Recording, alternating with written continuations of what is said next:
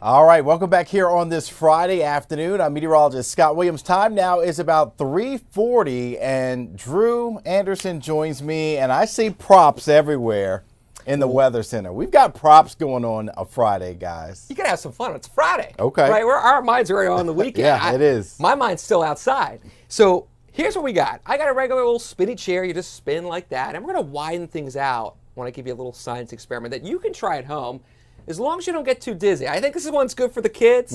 The adult is like, ooh, I don't know. You're going to get a headache if you start spinning around. So I got a chair. I got some weights. So these weights right here, just off camera, they're for real. You want to feel one? It's Sure. 10 pounds.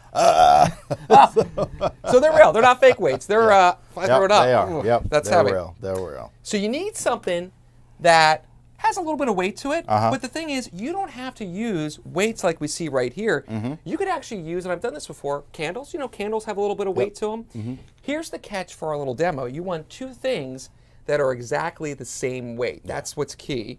And then we're going to get into the science of it. I'm going to pull on my little board and talk about how it relates to a tornado and a hurricane. So just to take literally a step back, what's going on here?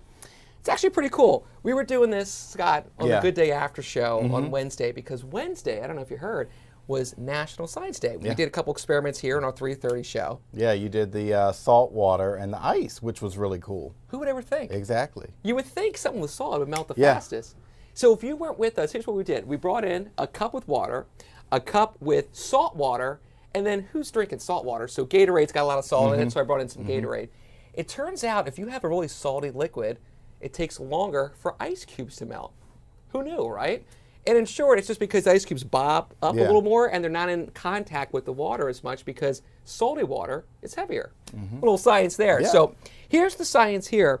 When you spin around and you put your arms out like this, you're actually going to slow down. But when you bring your arms in like this, you speed up.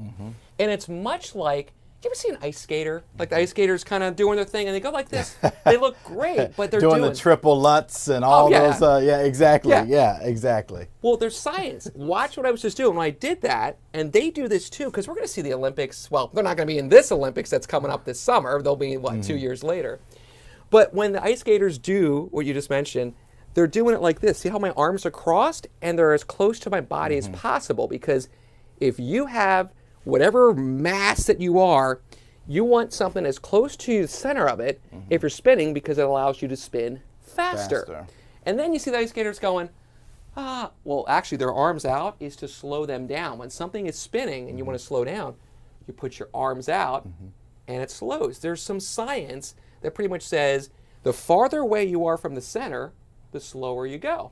And the real life kind of comp to this is our weather, like tornadoes. In fact, here, I'll just draw them for a second. Yeah. Tornadoes and hurricanes. So, all right, don't make fun of me. Listen, I'm not an art guy, okay? There's a reason I'm in here and I make graphics with the computer, all right? Okay. So, do you want a hurricane first or a tornado? Hurricane. All right, I'll do my best to draw a hurricane. So, hurricane's what? A circle. We have that eye where there's clearer skies. There, if you're not that familiar, the skies are a little more clear in the center of a hurricane because there's a lot of falling air. And you know, when air comes down, it just makes kind of the weather that we have today. We have a lot of falling air to have those beautiful blue skies. Yeah. So then the rest of it here, right around that kind of clearer area, a lot of clouds. So my little drawing right here is clouds. Then you're going to kind of have a gap and you got more clouds. This is looking like a donut. That's what I was thinking. Do you have any analogies with remember your donut analogy with the, Sure with do. the snowfall?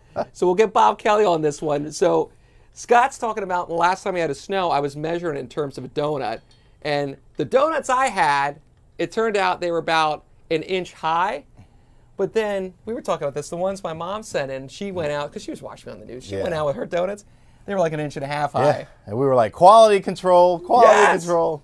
So anyway, all these little shades here are different. There's rounds of clouds. We talk about rain bands when we get hurricanes, tropical storms. It's because there's some areas of clouds with rain, and then there's drier areas.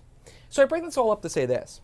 This right here, the big area of clouds right around the center where it's a little drier and literally sunnier, is the eye wall. And that little wall around the eye is where you get the heaviest rain. And what you're going to see here in a little demo, the fastest strongest winds. And you know why? You're closest to the center. Anything closest to the center moves faster, so you get the strongest winds with a hurricane closest to the center. Same deal with a tornado.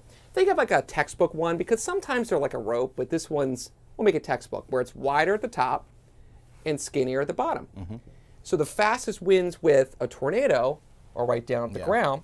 The winds are not as fast because you're farther from the center at the top.